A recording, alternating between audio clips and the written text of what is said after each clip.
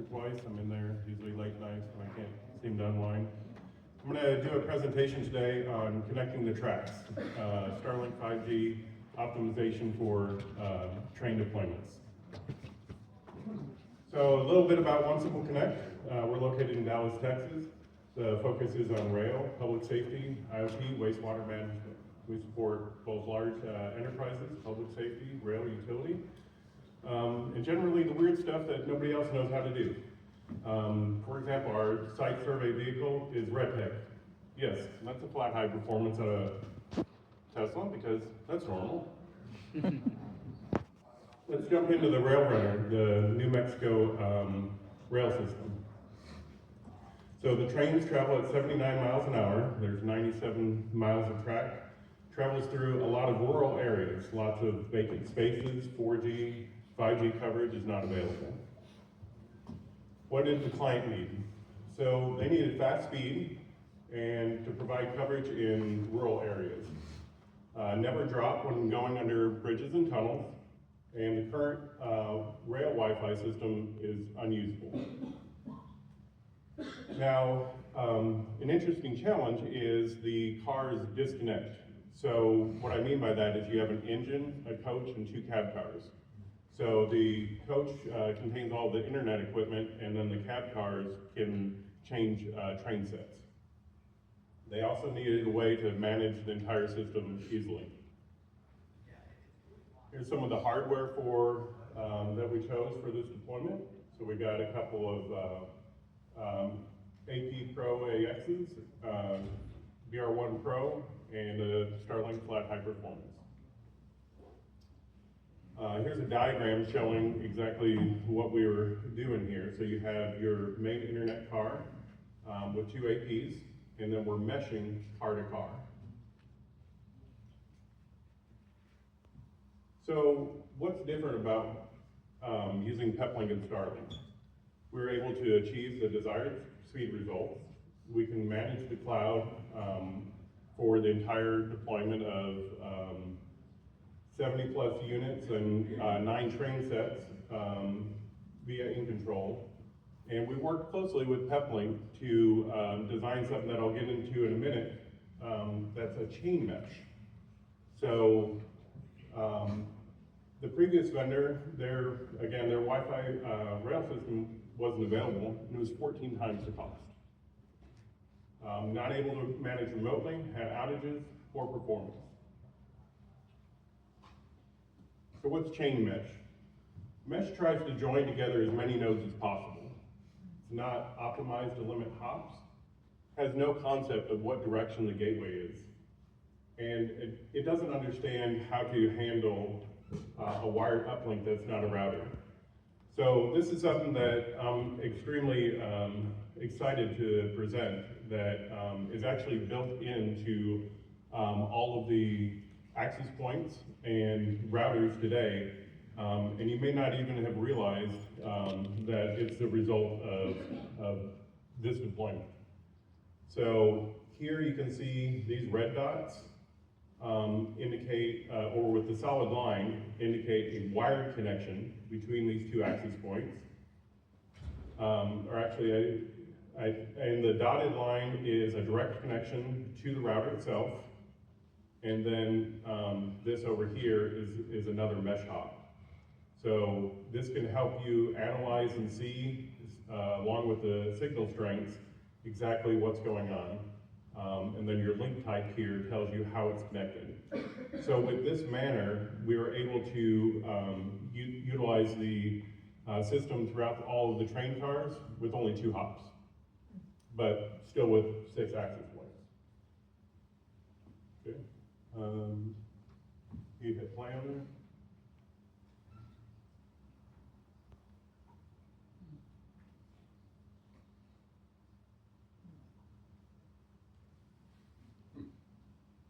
All right, let's watch a video about it. It was not possible to use the internet throughout the entire train journey without slowdowns or drops. Now, using the Starlink and 5G bonded connections, all of the passengers can remain connected throughout their entire journey.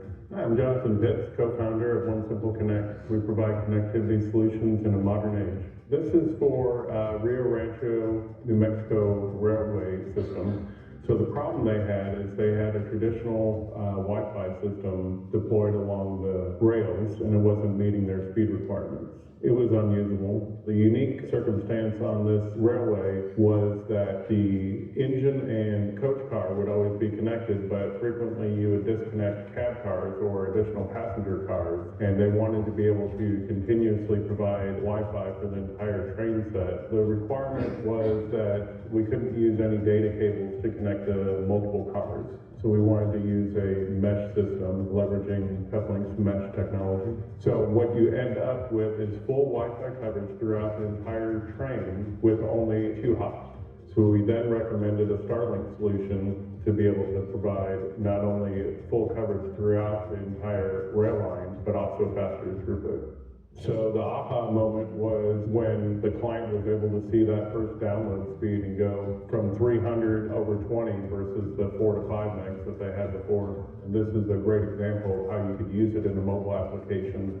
You know, it's difficult to have a physical cable just between moving train cars. Definitely encourage folks to use the mesh technology in any type of mobile applications as well.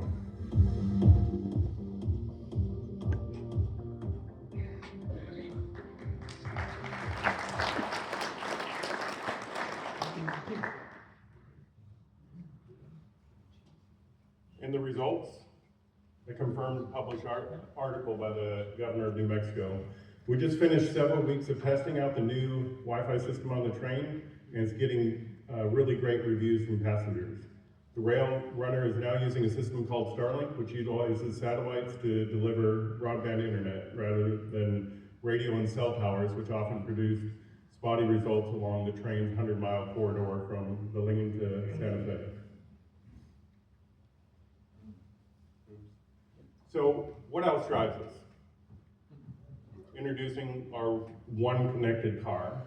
So this is our public safety facing vehicle that we're getting wrapped, coordinating with Peplink's marketing efforts. They'll have the Starlink on the top that you saw on the first slide, a QR code for people to run live speed tests while they're stationary, and then graphics to show for public safety.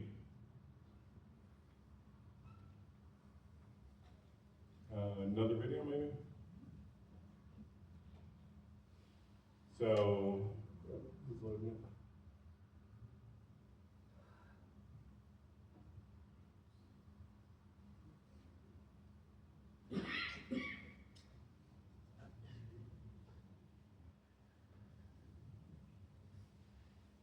I guess we're not using our bonding connection for this.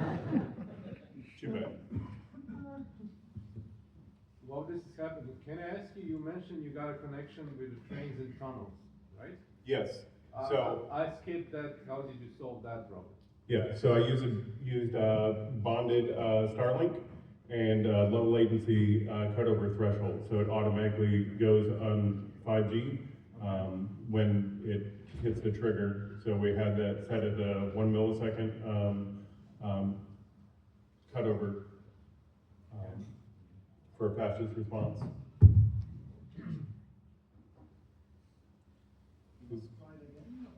Yeah, go ahead.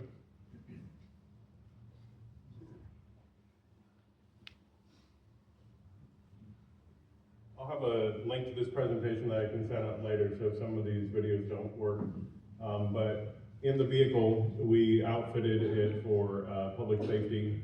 So we got a G-Tech powered laptop, Habits console, Kenwood radio, emergency lighting controls.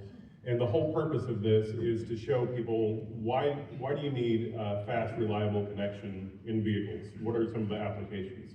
So everything that we do, we build a use case around it to help the users see how to deploy Peplink in fascinating ways. We also do some of our own custom brackets for B1 and 20Xs that are available through Frontier. We have a line of Starlink brackets for standard, mini, enterprise, and flat high performance. This was a presentation that we did for another rail customer. We have a really nice mounting plate for the what is that? The mesh, and then also a mounting plate. That same mounting plate can mount onto the triangle platform for the enterprise standard dishes. And then we do a couple of our own cases. Next thing that I'm super excited about, that some of y'all have already seen, is called PepFob. So it's a remote control for Peplinks. It's a handheld unit that's mountable and battery powered, connects via the local device API.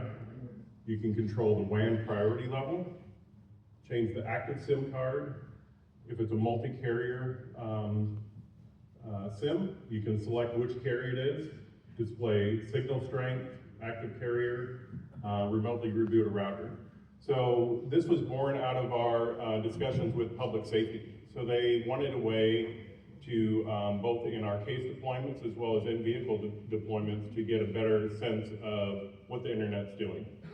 And what's my signal strength? Do I have internet? Do I have multiple internets? And unfortunately right now, you get 3 states on a Peplink. You get no light, blinky light, or solid light. So we intended to improve that. Hopefully I'll have a video on this. See if it queues up. If not, I can share it with you later. Are you guys using APIs for that? We are. We're using the local device APIs. Okay.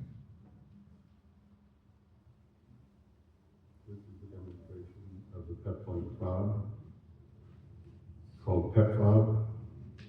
It's a remote control to be able to see status and work locally on a PepWave and perform actions. This is a product that we've been working on for the last couple of years. The device itself is already available, and we're going to be licensing the software. This display here pings different statuses of network devices behind the PepWave. This router itself is in the States, and I'm connecting over local Wi-Fi to be able to bring back the statuses. So after it completes the ping status, it will log into the router.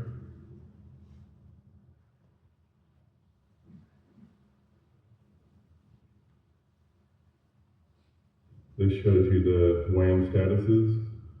I can come in here and pick a particular WAN. I can change the priority. You'll notice it was yellow before. I'm going to now update the WAN status. You can scroll down here, go back to the status list. Cellular is now solid. If it's a cellular WAN, you also get some additional options. So in addition to setting priority, you can get info on it. We'll show you the carrier, who you're connected to, IP address, upload, download. You can also come in here and reset the modem. You can pick signal, and we'll show you the signal strength. If you go into SIM cards, you can see which SIM cards are available. For example, if I pick the Peplink eSIM, and it will recognize it as multi-carrier, I have it set to allow me to choose the carrier in the US, AT&T, T-Mobile, or Verizon, or any order thereof.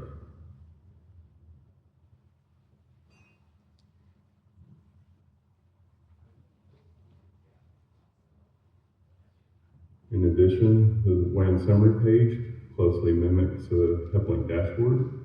It'll show you cellular signal strength, network type, whether it's LTE, LTE-A, or 5G, and the active SIM card. If you have speed fusion tunnels built into the device, and we'll show you the status of the VPN tunnels. You can remotely reboot the device, check your WAN link status, and get general router information, such as serial number, the firmware that it has loaded on it, how long it's been online, and so forth.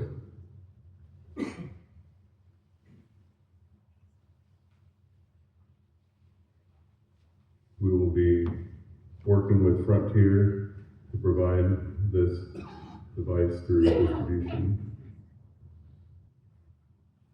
Thank you very much.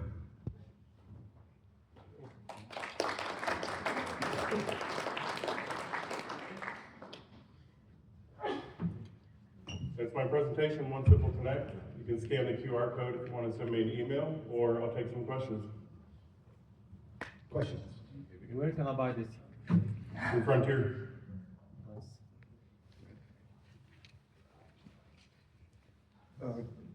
Why did you make this small device and not just use a smartphone?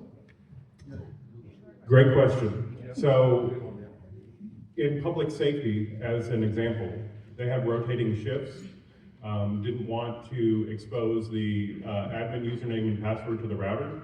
I wanted to give a limited access control to change things and not use Bluetooth or anything that would require an additional device.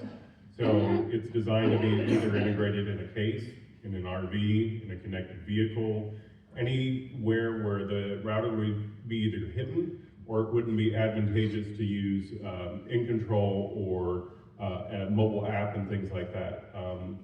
Sometimes, like when we were deploying the COVID vehicles, we had a very limited display. It was mainly focused only on RGB colors, and we deployed these in COVID vans because the staff there is not technically trained, but they needed a better window than just blink or solid. Anyone else? Oh, here we go.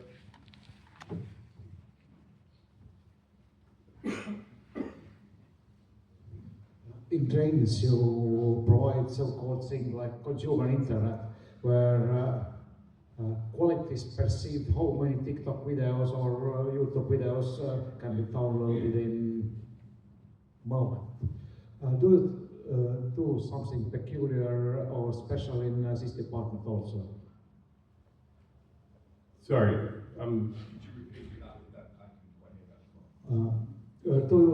Do something special for considering that consumer internet is something different from usual internet. In consumer internet, the quality perceived is based on number of TikTok video downloads or such as things which are not directly connected to network quality, but perceived quality. Do you do something there in this department also? So I think the question there is, we've talked a lot about enterprise applications, but for the public train network, it's very much socials, it's very much social feeds, and there's a lot of video, there's a lot of content. Did you find you needed to configure the service differently to cater for that type of traffic, as opposed to email? Yeah, so that's a great point. So yes, we are using content blocking on the train to limit streaming activities. Also, the interesting thing about this project is the governor would actually work with several of the large local businesses so that commuters that are on the train that log into their company VPN would get credit for their workday during travel. So that means that they only had to spend 6 hours in the office if they had an hour commute each direction as something to increase ridership and adoption. Okay, thank you for that one. On the installation side of the train, do you have to go through any particular hoops for retention of the equipment in the event of a crash or something like that?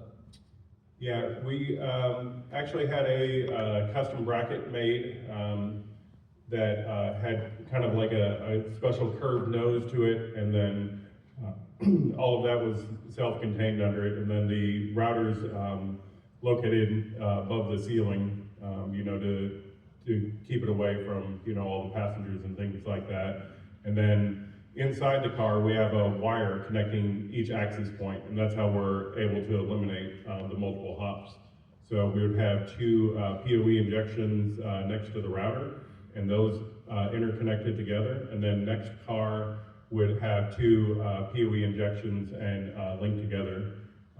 Another interesting thing that I forgot to mention that we had added to the firmware is we wanted to keep track of where the cars were if they had no internet. So in a system like this, the cars are constantly connected, disconnected, stored in sidings, you know, storage, maintenance, things like that. So the really cool thing that Peplink added for me in collaboration was called GPS Follow.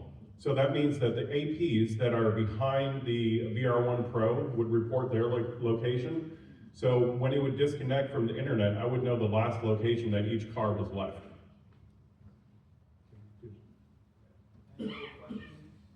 Anybody else? No, thank you very much, Jonathan. Thank you. Yeah.